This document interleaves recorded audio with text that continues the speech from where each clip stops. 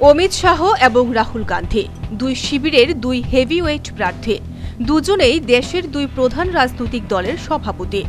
লোকসভা নির্বাচনে কংগ্রেস সভাপতি রাহুলের অভিজ্ঞতা থাকলেও এবারই প্রথম প্রার্থী হয়েছেন বিজেপির সভাপতি অমিত শাহ এর আগে বিধানসভা নির্বাচনে 4 বারের বিধায়ক। গুজরাটের গান্ধীনগরে লড়ছেন বিজেপির সভাপতি অমিত শাহ। এই আসনে 6 বারের এমপি ছিলেন লালকৃষ্ণ আদবানি। তাকে এবার টিকিট দেয়নি দল।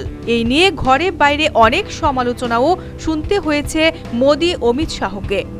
2 বছর আগে গুজরাট বিধানসভা নির্বাচনে গান্ধীনগর থেকে জিতেছে কংগ্রেস। এবার কংগ্রেস বিধায়ক ডক্টর সিজে চাড্ডা গান্ধীনগরে অমিত শাহকে টেক্কা দিচ্ছেন। কেরালার কংগ্রেসের ঘাঁটি ওয়ানাড থেকে লড়ছেন কংগ্রেস সভাপতি রাহুল। তাকে টেক্কা দিচ্ছেন বাম দলের প্রার্থীরা। 2009 ও 2014 সালের নির্বাচনে এই আসন থেকে জিতেছেন প্রয়াত এমপি এমআই সানাভাস। এবারে রাহুলের প্রধান প্রতিদ্বন্দ্বী কমিউনিস্ট প্রার্থী অফ ইন্ডিয়ার পিপি সুনির। রয়েছেন লেফট ডেমোক্রেটিক পার্টির প্রার্থীও।